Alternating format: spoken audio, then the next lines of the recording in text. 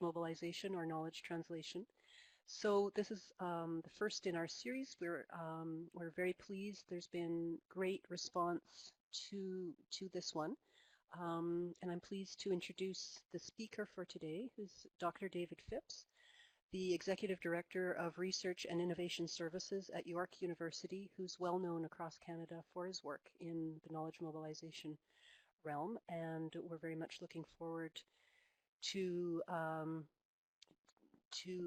him sharing his thoughts with us today. So over to you, David.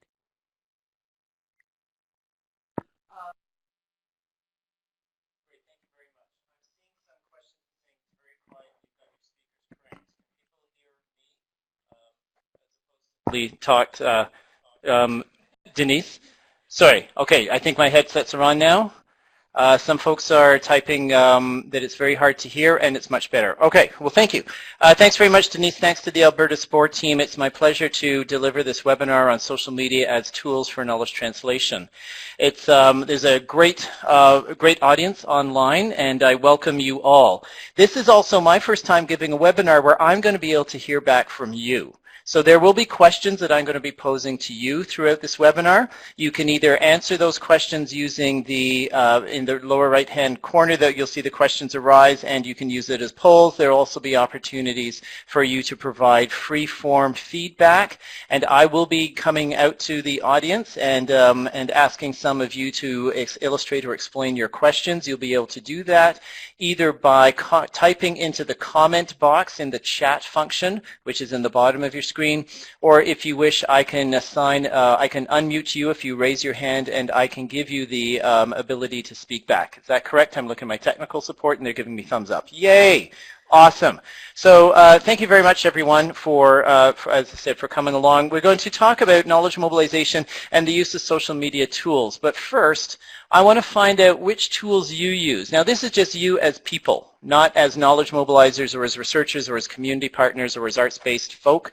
Just which tools do you use? And if I click here, you should see the tools, and you can scroll down, click those that you use. I'll give you about 5 or 10 seconds. And see if you're using Facebook or Twitter or YouTube, Google Plus or blogs, and we'll see what kind of interest there is in these social media tools. It feels like Monday night with the trackers of the election, except everything's blue. So is this any endorsement of the Conservative Party of Canada? You're in Alberta. Oh, we're in Alberta. I am told that yes, I will not make any comments. So it's looking like, actually, this is great. So thank you all for participating. We've got, I'm assuming that the audience can see these trackers as well. So a lot of folks using Facebook and Twitter, some using YouTube, not so much on Google Plus or blogs. LinkedIn is another quite popular one. Pinterest to a degree, and then others. So it's interesting. For someone who clicked on others, would you please type in the chat box and let us know what other types of social media channels you're using. ResearchGate, thank you. SoundCloud, haven't heard of that. Instagram, very good. Thank you, Sarah. Medicators uses Yelp, sorry. Snapchat. So this is great. So there's lots of social media channels, and I'm going to talk about why it's really important that we develop a strategy so that we're very intentional about our use of social media channels when it comes to knowledge mobilization. Now, similar to this slide, here's the same group, but which of these do you use for your research and your KT? I have to get to my next question. Okay, one moment, please. There we go. So which of these social media channels do you use for your research or your KT? Please answer now.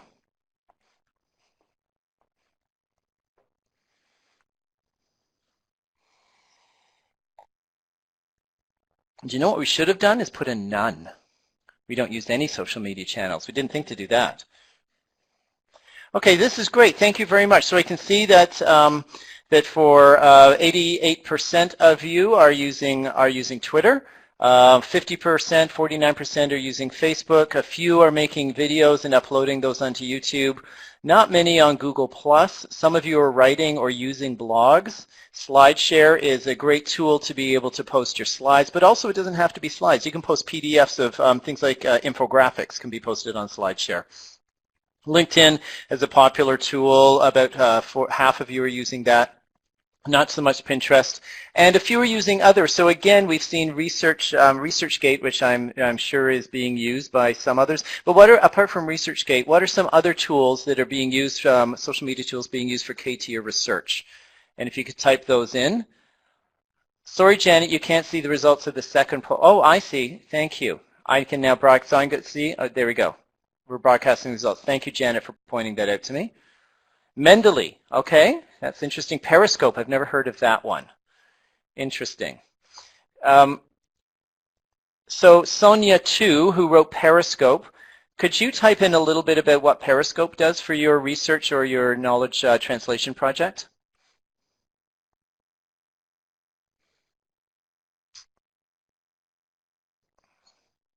Thank you, Sonia. I can see you're typing. That's excellent. Periscope is a live streaming app. Oh, that's interesting. Okay. And you can SoundCloud, you can share interviews.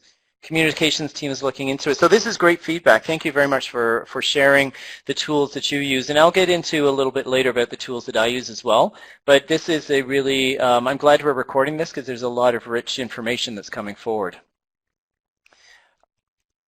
And Elizabeth may use Periscope during the debates. Well, that's interesting. I knew that she was using social media, but I didn't know what platform.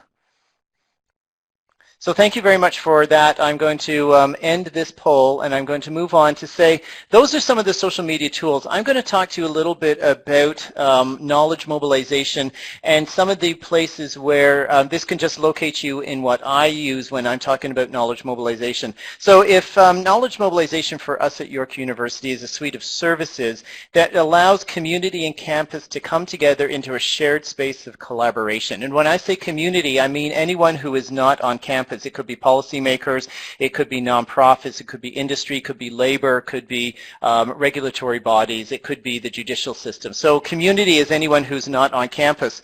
And rather than, for our work at York University, rather than a transfer modality where we do research and generate evidence and then transfer that to non-academic partners, what we try and do is support a co-production method where community or non-academic partners and campus partners work together in a shared space of collaboration. So we have academic expertise partnering with non-academic expertise. That could be expertise in policy, it could be lived experience, it could be community expertise. And together they create new solutions for whatever they're working on. And in this slide it says a social innovation. But the outcomes of these collaborations are innovations that help have an impact on the lives of citizens. And so if impact of research is what we are trying to achieve, then knowledge mobilization is one of the ways that we can accelerate that process. And we accelerate the process at York University by providing dedicated knowledge brokers, 2 full-time staff to provide these services to faculty, students, and their non-academic partners. And we say that knowledge mobilization helps make research useful to society by supporting engaged scholarship from inception to impact. And that's a particularly important definition for this talk because it fits into a tweet. So that's our theory of knowledge mobilization. So you can see there are elements here of where we're disseminating knowledge. There are elements of where we're forming networks. There's elements of where we're supporting collaborations. And all of these are elements that can be supported through social media tools. And I'll be getting into a little more of that along the way. Well, I'm going to pause right now. If anyone has any questions, you can either raise your hand and I will try and bring you in, or you can type it into the chat box on the lower pane. Sasha, thank you. I see you're typing.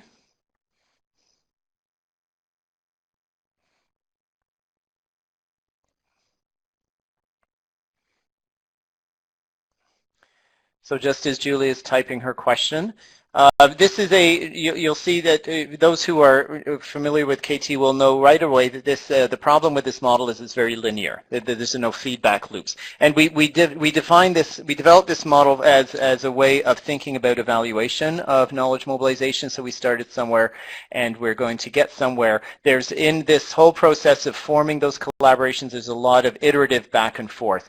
And yes, Julia, we are going to have access to the slides and the recording. And how will we disseminate those? They will be archived on which site? They will send out the link. So since you are all received the information about this webinar, everyone who received that information will get the information about where the video and the slides are archived, and you will have access to both. Thank you, Julie, for asking that question. So why use social media? I just talked about this a little bit. There are 5 C's that are all compete for being king. It used to be that content was king, but we also know that context is king because we need to, in the words of the Paris framework, which is PARIHS, Promoting Action, Research, and Implementation in Health Sciences, or Health Services, says that we need to pay attention to the evidence that needs to be facilitated in context. And so the content is the evidence. The context is the location of where that content will be facilitated. Social media is one way of facilitating that content into the context. But then it's based on connections, as we talked about that shared space of collaboration, which is the next, which is the purple slice of the pie, and then communications is the final slice. So all of these C's, they are king. Disseminating, we can use social media to disseminate knowledge. The literature in social media, and there is a burgeoning literature about social media. It started out around in the technology side of social media, but there's a lot of literature coming out around the use of social media, and particularly as it pertains to social media and research and knowledge translation. We know from that literature that we can increase the altmetrics of research papers just by making them accessible through our different social media channels. So we know that's possible. We also know that we can build communities for partnerships and collaboration on social media. And an example of that is our LinkedIn group, the Research Impact LinkedIn group. I should mention that York University is the lead university of a group called Research Impact Réseau Impact Recherche, which is a network of 12 universities who have invested in knowledge mobilization activities. And that we have a LinkedIn group. You can get to us through Research Impact, and LinkedIn also. We are at Research Impact on Twitter. And the LinkedIn group is interesting. We do a lot of posting of our events and making access to our resources on LinkedIn. But I was at an event once where I asked a seemingly innocent question that I said, "What is the difference between communications and knowledge mobilization?" And that ended up with half of the room being health communicators saying, well, it's nice that you think you're doing something new, but we've been doing it for 30 years. You guys just call it something different. And a bunch of knowledge mobilization professionals that said, oh, no, it's that communications is a skill we practice, but it is not but we're not professional communicators. So I threw this up on LinkedIn in our LinkedIn group, and I got 44 responses from 20 contributors. And we ended up with Melanie Barwick at the Hospital for Sick Children writing a paper about that, about unpacking the differences between communications and knowledge mobilization. And so you still reference the connection. Thank you, Bonnie's Inc. You still reference that connection, a conversation on LinkedIn. Bonnie's Inc. is a community-based knowledge mobilizer in Saskatoon. And so if you want the paper or that LinkedIn discussion, just ask the organizers and through the email, and they'll be able to share that. They'll be able to share that paper with you. And so that's an idea of the community that we supported on LinkedIn. In terms of getting academic research into the hands of people who can use it, I've never brokered a collaboration based on Twitter, but I was connected by a group called KT Exchange, KTEXCHANGE. KT Exchange is a KT program out of the School of Public Health at the University of Texas, and we started following each other on Twitter, and we started retweeting, and then we started writing blogs for each other's blog space and commenting on each other's blogs. And they invited me down to do a presentation with them, a panel at the Center for Disease Control in Atlanta. And that was an example of how we exchanged and we connected just starting on social media. In fact, I never even talked to the guy, Rick his name was, until about 2 weeks before the panel. Everything else, our whole exchange had been done through social media. So there are are very important and robust uses of social media. So moving on then, so why do you develop a social media strategy? Well, this is really important. I'm going to talk about the shiny object syndrome in a moment, but any strategy is just a way of helping you articulate your goals. What are you trying to accomplish from your strategy, and then what are your activities you're going to do, and how are you going to evaluate it? Now, Julie has just asked a question: do all the components have to be present for dissemination to happen? I'm guessing, Julia, you're asking, do these 5 components have to be present? I would say that at some point all of these 5 are definitely going to be present. The collaboration, maybe not so much. That would be specific to a particular research or knowledge mobilization setting.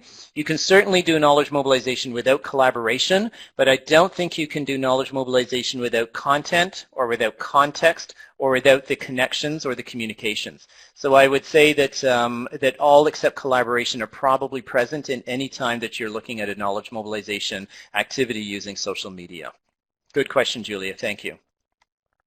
And so a strategy will also help you consider what you're going to do before you invest your time and resources. Rather than jumping in the deep end of the pool before you figure out if you can swim, it's good to sit ahead of time and learn about swimming. Here's the thing I say, actually, that social media is like learning to swim.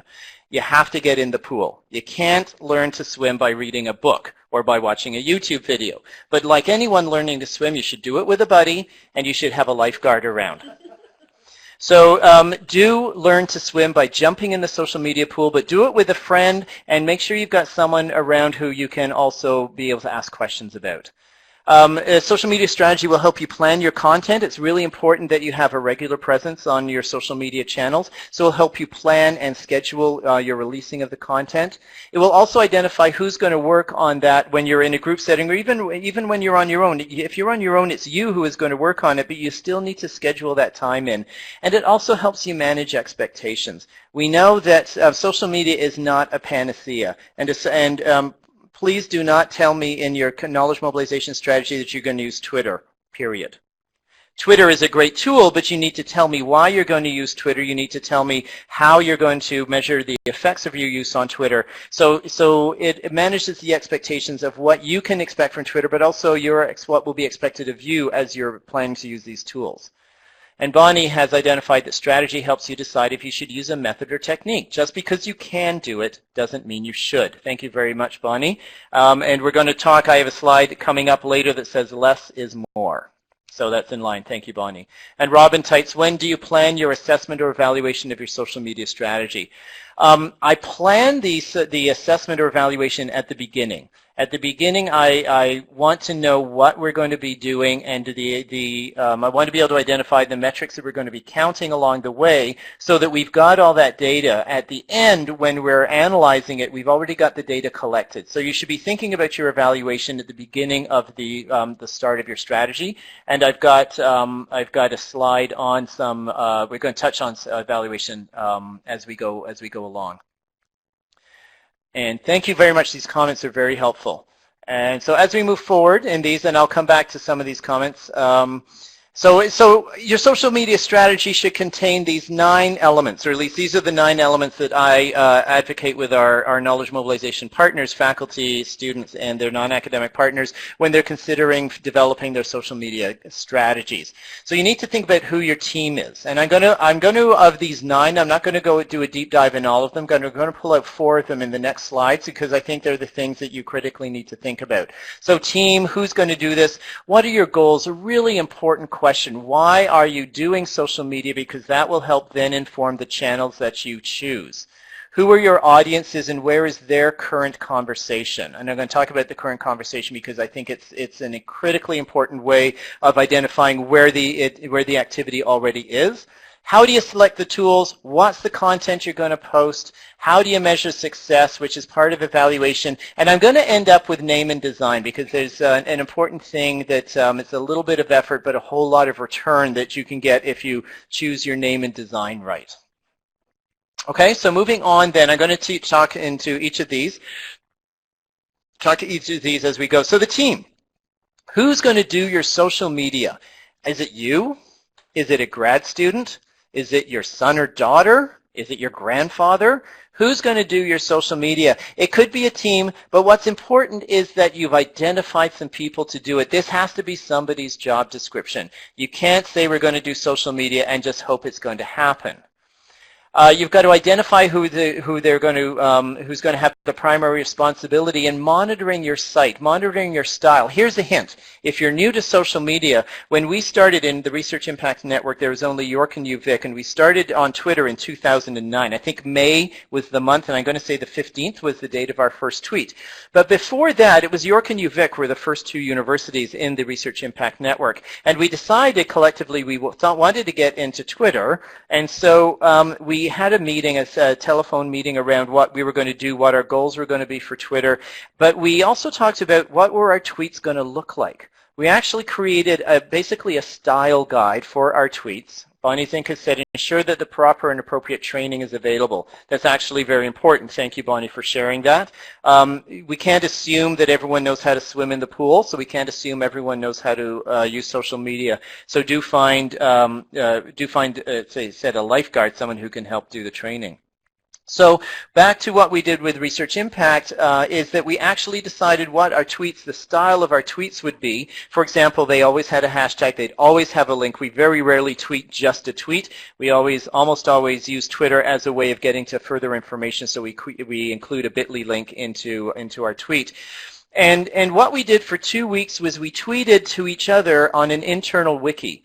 So where instead of tweeting live, we tweeted in an internal wiki where we could actually peer review our tweets and style critique our tweets. So we did that for 2 weeks in a wiki before we went live with tweeting. And so it was a way that we can actually practice tweeting without it being live, and it sort of reduces the risk of getting out there and evolving your style in front of everyone. So that's a suggestion that I could say about maintaining and monitoring your site and your style, and ensure that the people on your team have the time and enthusiasm, and make sure you give allocation to the team members. It's important that they get credit for the work that they're doing. So I'm going to open up this next poll, which is asking you to name, let's see, hang on. How many, okay. Here we go. Thank you. So how many people are on your Research or KT team use social media for their job? So fill in that one now. Is it 0 use social media, 1 person uses social media, 2 or more? And they may be using social media for different purposes, and I'll come back to how we operationalize that as a team at York University. Sarah, you cannot see the results. Thank you. I have to do this, broadcast results. Thank you, Sarah. Hopefully you can see the results now. So it looks like 16% of you have no one doing social media, so thank you for joining to learn about this. About a quarter have 1 person doing social media, about a quarter have 2 people doing social media, and then fewer using 3. But 22% of you are using more than 4. More than 4 of you using social media. Could 1 or 2, or if some of you on the more than 4, could you type in how that team-based is structured? And Bonnie helps clients. Bonnie is a social media and community-based knowledge mobilization professional, and she's part of many teams. Bonnie, I think you are monitoring 30-some Twitter accounts. Is that correct?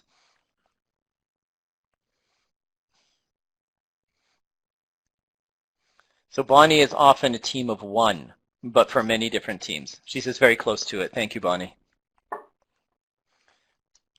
Just a sidebar while people are typing, I love this platform where people are actually engaging and interacting with the webinar host. It's much more interesting than just listening to me talk. My supervisor has her own account, and there's 2 graduate students and her postdoc who share or tweet. Very good, thank you. So the way we do it at York University, because we have 3 different levels, and we've been very intentional around this. We have the network of Research Impact. At Research Impact is the Twitter handle that I am the one who tweets is at Research Impact, and we very clearly understand that Research Impact tweets about knowledge mobilization related activities, social innovation related activities, engaged scholarship. It's very specific around what it tweets, what we tweet as Research Impact. Leslie Dyke, the entire NCCD PH contributes to social media, 4 KT specialists, a research officer, communications officer, and some management staff involvement. That's excellent. Thank you. And Sonia works for Ottawa Public Health, and every team provides tweets and such to a community. Oh, so Sonia drafts tweets and hands those off to a communication team to do the tweeting. That's actually an interesting way of creating a pipeline of content and the implementation of the tweet. So I tweet as Research Impact. Each of the Research Impact universities has their own Twitter handle. So at York, we are at KMB York. And there we are tweeting around York-related events and York-related activities and other general stuff that's of interest to York University. But then each of the knowledge mobilizers at York have their own Twitter account. So I tweet as Mobile Mobilizer. Michael Johnny, the manager of Knowledge Mobilization, tweets as Mobilize Michael, and Krista Jensen tweets as Atomic Kitty because that's the Twitter handle she came in with. So if Michael Johnny's going to tweet about golf, and bless his heart he does regularly, he's not going to tweet as at KMB York. He's going to tweet as at Mobilize Michael when he's going to tweet about golf. So we very intentionally decided of the 3 levels of our tweeting, the network, the unit, and the individual, who's going to be tweeting what. And it's important to have to sit down, especially if you're in a team environment, and identify what are the responsibilities of the tweeting of the team. And we had a question, what is the name of the LinkedIn group I mentioned? The LinkedIn group I mentioned was Research Impact. So when you're in LinkedIn, look for the group Research Impact. Anyone can join, and we've got 400 and some members or something like that. It's a fairly moderate group. Thank you, Bonnie Zink, who posts in Research Impact LinkedIn fairly regularly. Grad students are typically too busy with their own, grads are too busy with their own work.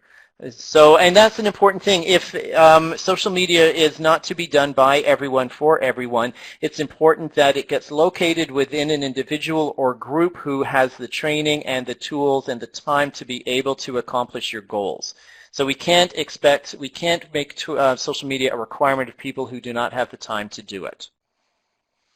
Okay, moving on from the team, the primary goals. What are you hoping to accomplish from your social media? And this is a good experience to actually sit and write this down. If we were all in the same room together, I would give you a workbook that would help you write down, or I'd ask you to write down, what are your goals? Are you looking to disseminate knowledge? Are you looking to connect? Are you looking to engage? Or are you looking to collaborate? So what are your goals of the social media presence? And the goals of what you're trying to accomplish are going to inform the tools that you choose. And keep in mind that you may want to do any or all of those goals, and so you need to choose the appropriate tools for that. So I'm going to end this poll. I'm going to open up another poll, which is going to ask you to name one goal. And you can name more than one goal if you wish. Name one goal of your social media strategy, and you can type your answer in the box, and we'll see some of the answers, and I'll get some of you to illustrate your answers.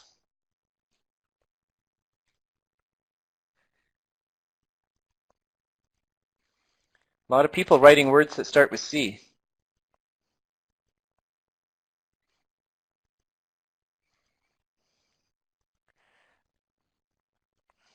Okay, that's very great. So we see things like disseminate and engage. Those are 2 different activities. So when you come to disseminate, you might choose one type of platform. When you come to engage, you might choose another type of platform. You want to inform about upcoming events, a great use of social media. Share related content. So sharing is like disseminating, but sometimes sharing can be 2-way. Disseminating is often thought of as a 1-way. Collaboration, communicating methods for conducting RCTs, that's excellent. And we've got, let's see, to connect, to get research into the hands of practitioners, super use. Sorry to go quickly because every time you type I get a new line. Share knowledge and opportunities. I'm going to come down to the bottom. Educate, entertain, and inform. I love whoever wrote that. I saw that. Educate, entertain, and inform. Again, 3 different activities that may require different platforms. So thank you very much for sharing those goals. So it's really important that before you start to choose a tool that you've identified what your goal is, because again, and we'll come to this later, that the tools that you use can be used differently for different goals.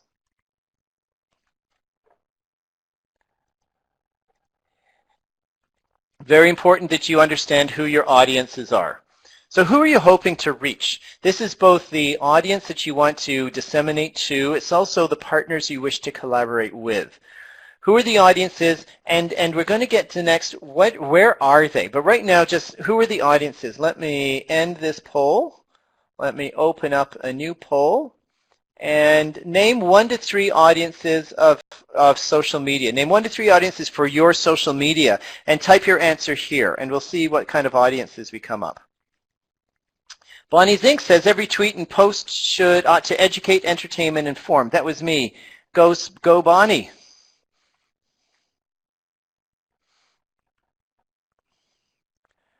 Someone's seeing clinicians, academic policymakers, researchers, nonprofits, two very separate types of, I missed, oh, yeah, there it is.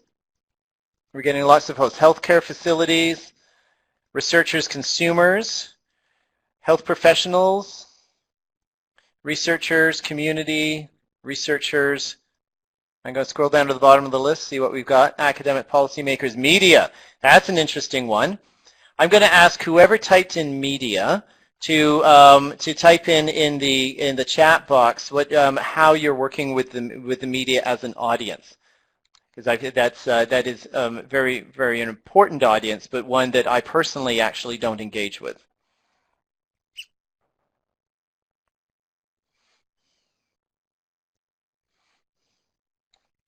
So while they're typing that, I'm going to look down at our list again, see what partners. Excellent.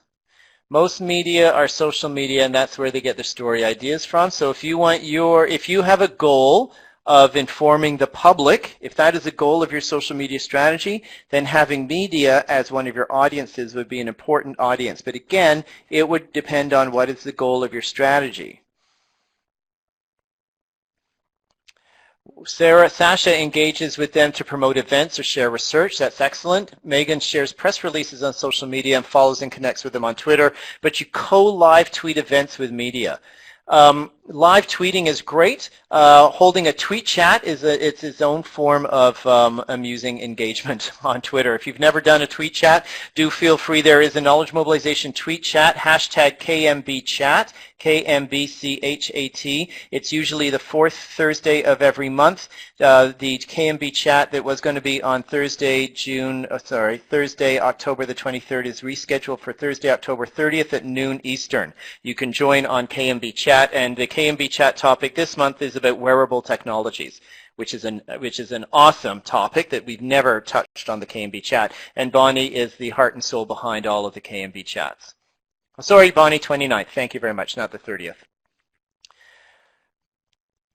So the current conversation, this is probably the most important slide, which doesn't mean you actually have to leave after this slide. Stick around. But this is the most important slide of the deck, I'm going to say, because I often get the question, how do I drive traffic to my site? Or how do I drive traffic to my channel? And that I say that's the wrong question. The question, rather than looking to drive traffic to your site, you need to understand where the traffic already is and you become active in that traffic. So rather than just setting up a Twitter account and hoping people look at the stuff you're tweeting, you should become active in other people's channels by retweeting or by quoting or by tagging them in your Twitter stream. Rather than just posting, creating a LinkedIn group, you should become active on other people's LinkedIn groups. And by becoming active in other people's channels, you're ultimately going to drive or attract that traffic to your channel. So the current conversation is where your listening begins. So Leslie Dykes says, an excellent example of skilled engagement with media around health equity is, thank you. thinkupstream.net. Click on that link and we'll see where it takes you. Thank you for that, Leslie and Bonnie.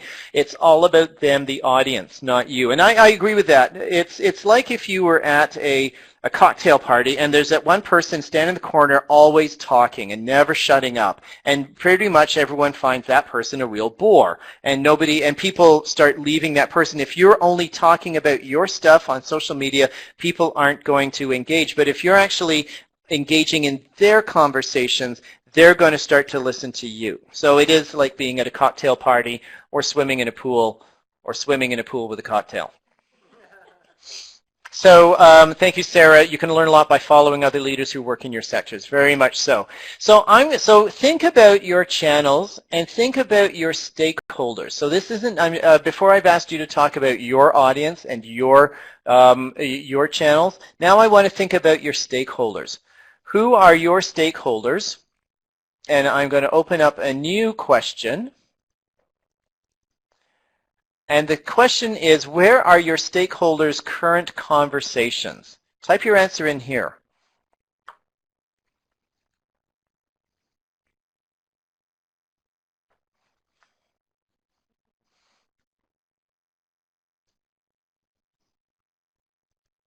So we're seeing Twitter, we're seeing Facebook, media articles, a lot of folks on Twitter. Shameful, selfless plug at Research Impact. Just saying.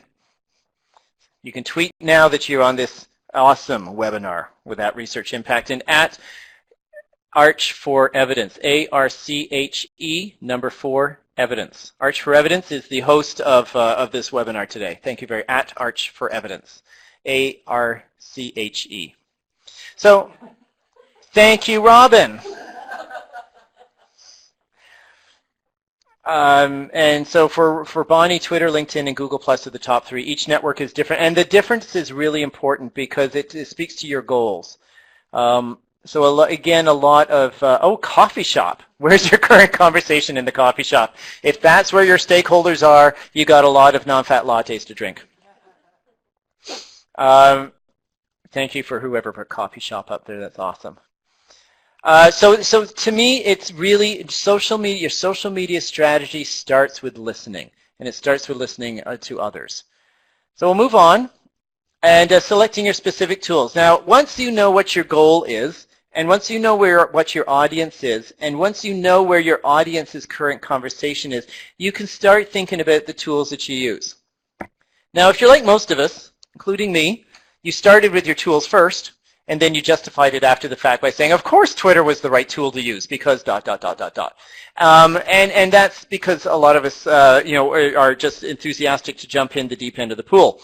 However, especially if you're writing a grant application, it's really important for you to be able to justify why you've chosen that tool. And you will justify the use of that tool because of the goals that you have in mind, because it's a tool that your current stakeholders also are using. And you want to map out the tools that you can choose. I'm going to come to a map of tools, the regular tools that we use in a couple of slides. But hang on. Here's all the tools you could possibly ever want to use. Don't. That's my advice to you. There are so many social media tools out there, and it's really important that you're intentional about the tools that you're going to be choosing. And the tools are right for you. So this is, there are hundreds of social media tools that you could use. It's important that you step back and intentionally decide to use certain tools. Thank you, Bonnie. Just because you can doesn't mean you should. I have a slide in a moment that says less is more.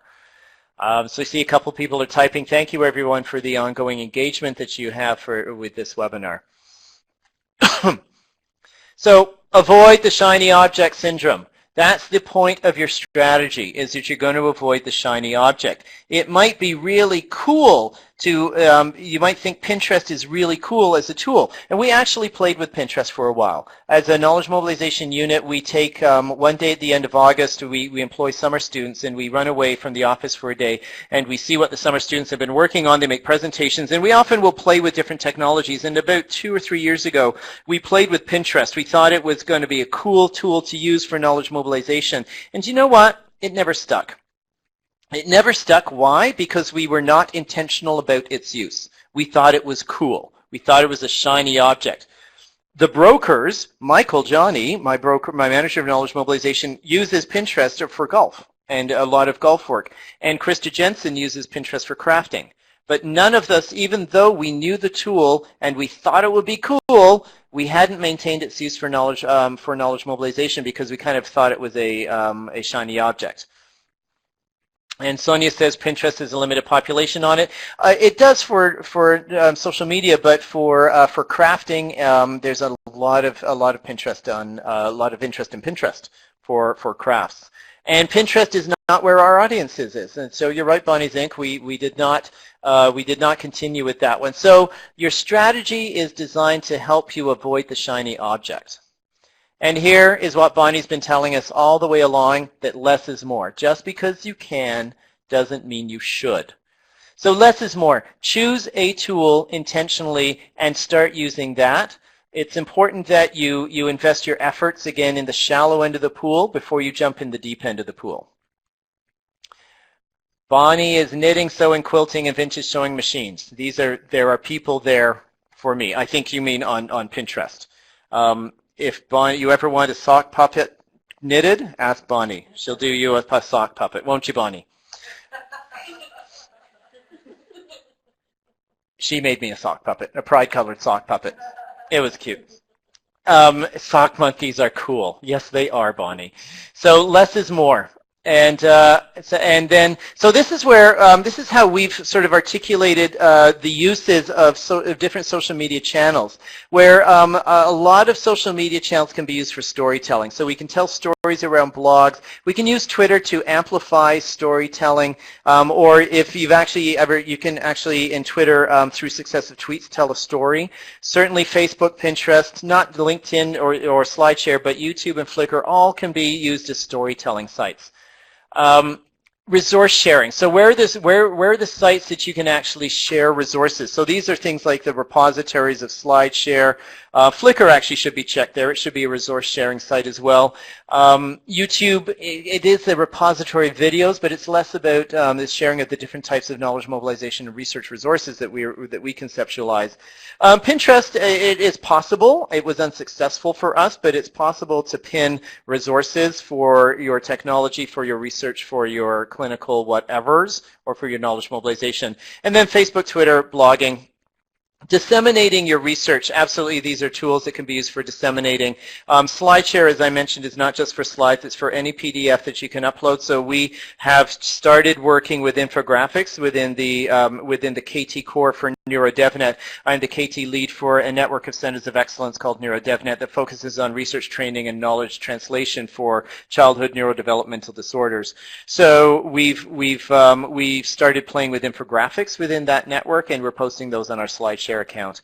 Again, so it's disseminating research. The real fun stuff comes in networking. So networking is more than just sharing documents. How do we actually create platforms for conversations for ongoing engagement? And Twitter, absolutely. The story I told of the KT Exchange in the School of Public Health at the in the University of Texas. Facebook and LinkedIn. LinkedIn is our favorite tool for networking.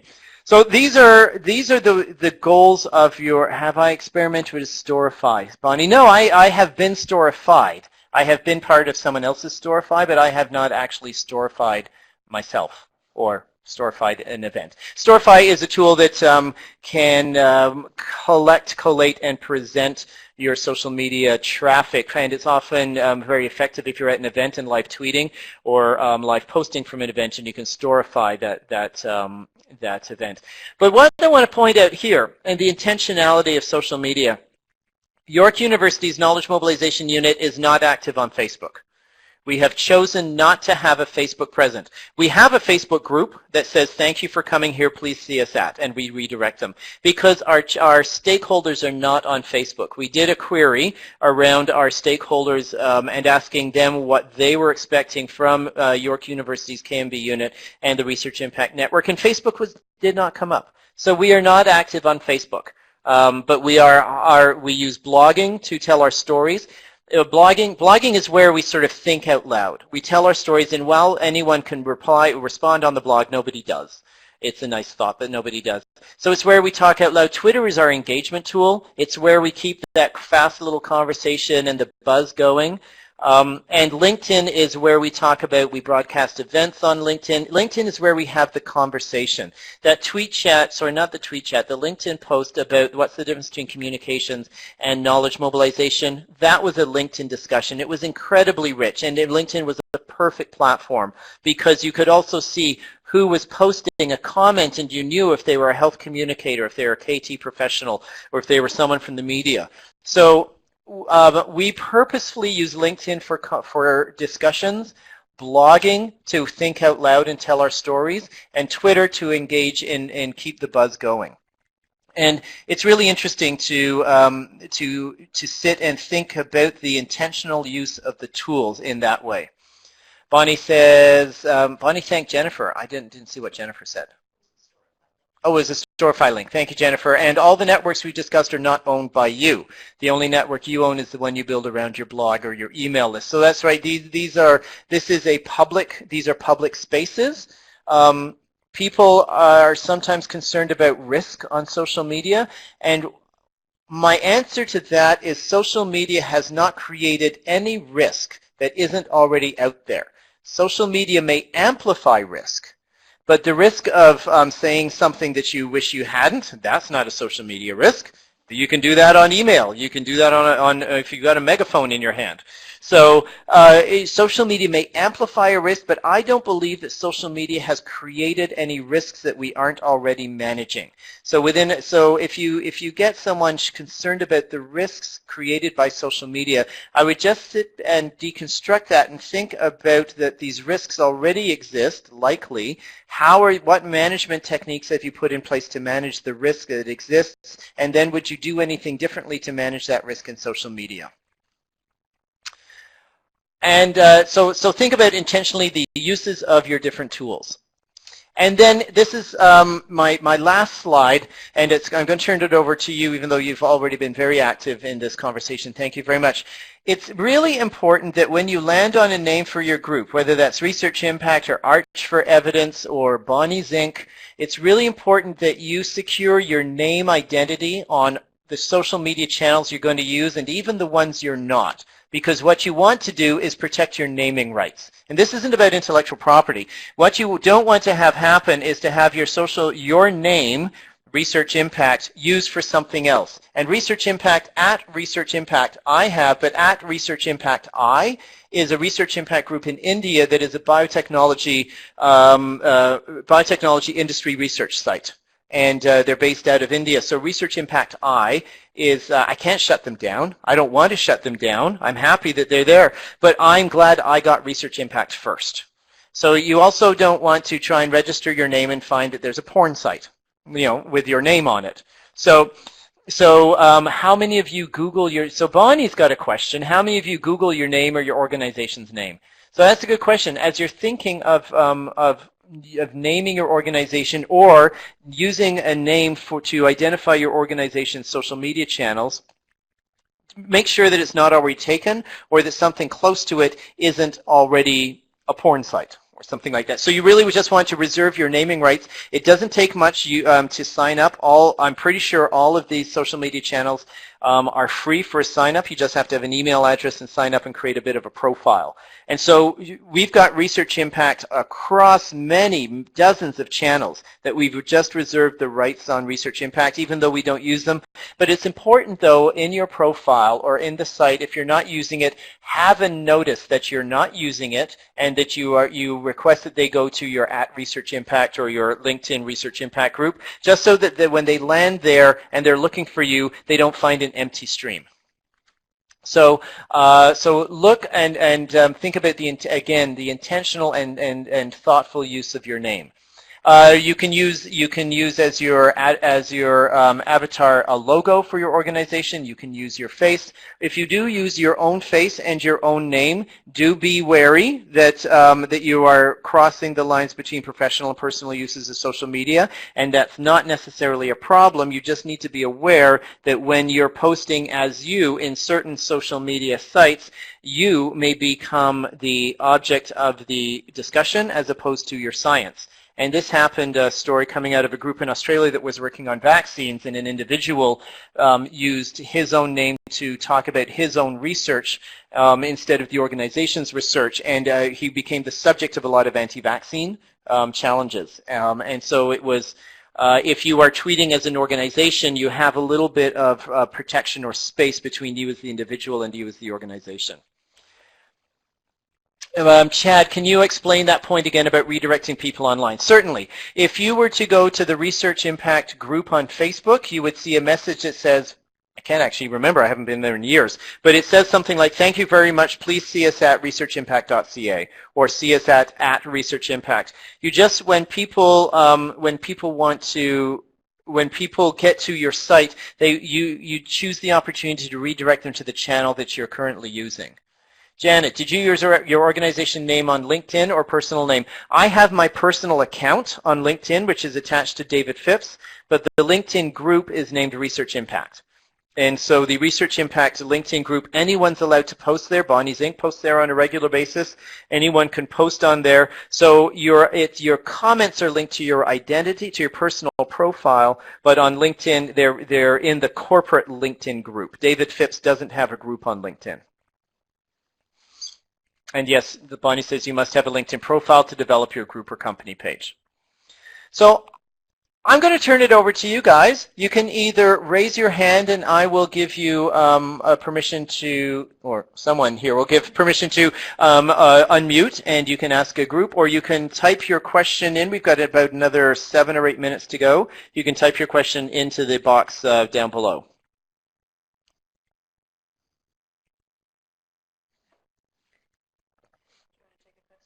Yeah, Denny, in the room. We have a question in the room. How do you measure impact? You notice I didn't put that slide in there? That's a very good question. So impact and activity are very different things. And it's just something that I challenge Krista Jensen. She's my Knowledge Mobilization Officer and our champion around social media.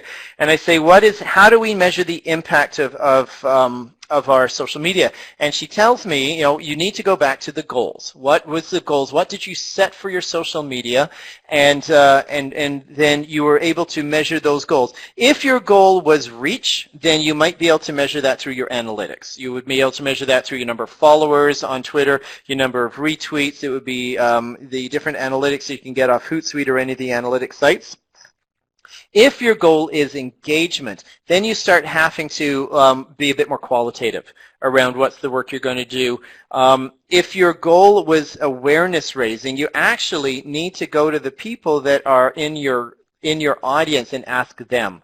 So if you're doing a research grant application and you're going to use social media to raise awareness of fill in the blank of X, you can actually survey your social media audience before you do that. You can then do your interventions, your blogs and your tweets and create some videos, and you can promote those, and then you can survey your audience again, and you can measure the type of the awareness raising. So it's your social media audience is just another audience. It's another population that you can survey to see if the interventions that you've done on social media have actually had any effect. And we got. The question is, does it have to be exclusively electronic to be social media? Yes, social media are tools that are used in cyberspace. So we always, with social media, are tools that are used and mediated through web-based means. Guest says you missed the first part of this presentation. It will be recorded, and we will be emailing out the link to the slides and to this presentation has been recorded, and the recording will be posted as well. Jennifer asks, hi Logan, are you part of a bigger community, partners or university that might be able to support your outreach efforts? Thank you very much for that, Jennifer. Bonnie cautions us that many of the analytics we think were important are known as vanity metrics and actually do not provide with the value any other than fake internet points.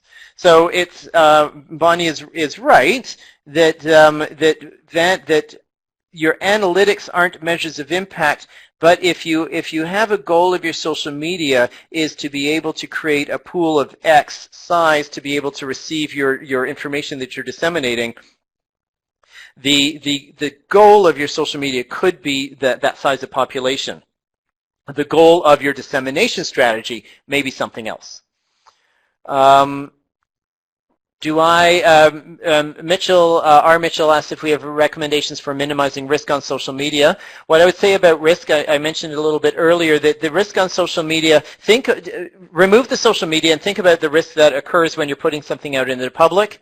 Think about what your risk mitigation strategies are then, and then put that back, then put that in social media and see if your risk mitigation strategy is anything different. So for example, if you were going to email out to a listserv an academic article, and if someone on the listserv said, made allegations of impropriety or whatever about that academic article, what would your response be on the listserv?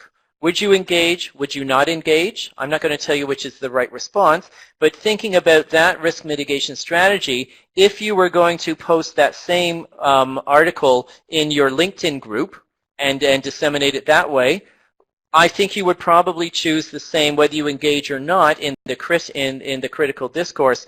I think the fact that social media or not doesn't actually change your risk mitigation strategy.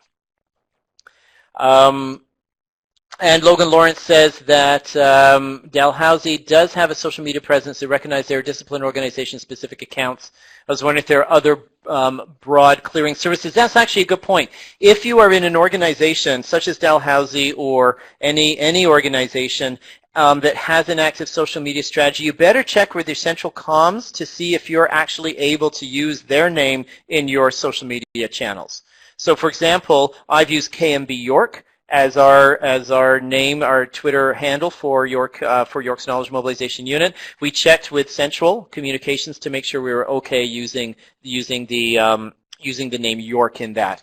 And they actually are quite happy at York to have that, and they keep a sort of community of social media channels, and we get together a couple times a year as social media users at York University. But if you're going to, because your university or your organization's name is probably trademarked, it's important that you make sure that they're comfortable with you using their name in your Twitter handle. Got another question in. So social media clearinghouses. I'm not sure. I've never heard of a social. Do they exist? Do social media clearinghouses exist? I've never heard of them, but I'm going to bet Bonnie Zink can make a comment on whether social media clearinghouses exist. So we'll let Bonnie think about that and type something in. Social media training resources. Jenna, how do I get to the resources that we posted? Okay, Jenna's going to show you a resource. You should be able to see under the Adobe Connect guide, the NeuroDevNet KT guide. If you click on that, you can download it. What we've done in NeuroDevNet with the support of the Knowledge Mobilization Unit at York University is we've developed a social media guide of guides. This is a sort of meta guide where we've brought together about half a dozen different social media guides, and we've done an annotated bibliography on them. So this is a resource that where it takes all there, because there's bucket loads of social media guides. These are ones that we feel are useful for research and knowledge translation, and we presented them in one place with some annotations, so please feel free to download that. And there should be contact information for the KT Court, NeuroDevNet, if you have any interests in pursuing further. Jenna, could you please take me back to the chat space?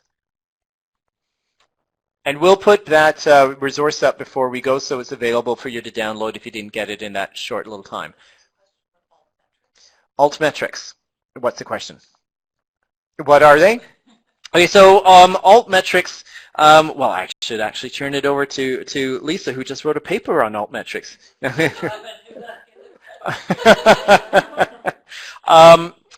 I don't know what. So to me, I don't know a lot about altmetrics. I'll admit to that, and I'm looking at the time. We've only got a minute left. Is this platform going to stay open for a little bit? Okay, so we'll go over, even though I forgot to ask anyone to phone me a taxi so I can get to the airport. So if someone could do that, that would be great. But we'll just finish up here. So altmetrics are social media analytics, but also it's an emerging way that academics are looking at measuring impacts, and by impacts we mean sort of dissemination impacts of academic research. There's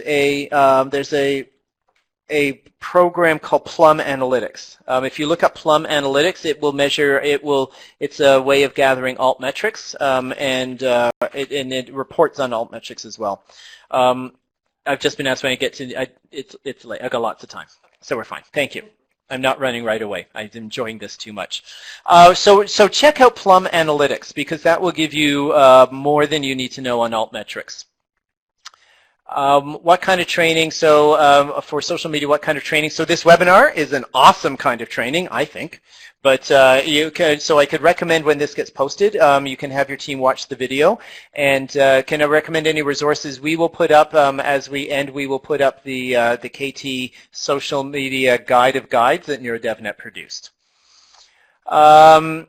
Newsrat says, which one is better, make an organizational page in social media or individual researchers' name-based pages? So that's a personal choice. Whether, again, my personal preference is not to really associate my name or face with my social media channels. I've got a personal Twitter handle called Mobile Mobilizer where you actually see my face. But that's a fairly inactive account. I'm very active on at Research Impact, and I have the Research Impact avatar, which is a logo that we use for Twitter. So that's my personal choice. I don't think I can say which is better. I think you need to know which is. All I can say is that you have a research group, and you associate that research group with an individual. When that individual moves on, the research group needs to get another identity. So there may be a rationale for not tightly associating your organization or your group with an individual. It will be my thinking. And Bonnie hasn't heard of social media clearinghouses either. So Robin recommends altmetric.com. Thank you very much for that, Robin. Bonnie is my erstwhile co-presenter, apparently, answering my questions for me. Thank you very much, Bonnie. I owe you a sock puppet. Trouble is I can't knit. And Bonnie advises us to remember that humans connect to humans, not avatars or logos. And Lawrence is now in a great discussion with Bonnie. I'll let you read that. And Bonnie says coffee will do. I barely can make coffee, Bonnie. You should know that. I could make you tea. That's easy. And Sandra says I could make a sock monkey from existing socks. Thank you. Having been traveling for 3 days, you really don't want to know about my existing socks. So thank you very much. Thank you to the Alberta SPOR. Janet, could you please put up that the resource, the KT resource that we had, so that people can download that as I sign off and saying it's so glad we had this time together. Thank you, Carol Burnett. So I do thank everyone for their participation. This has been a really great multi-directional conversation. Thank you, Bonnie Zink, for your interventions. Always welcome. Thank you, the Alberta SPOR KT platform, for hosting this this presentation. And the audio recording and the slides will all be made available in due course, and they will email out to all of the participants what the links are for those. So thank you very much, everyone. I really appreciate your time. Can we just leave this up as we sign off? So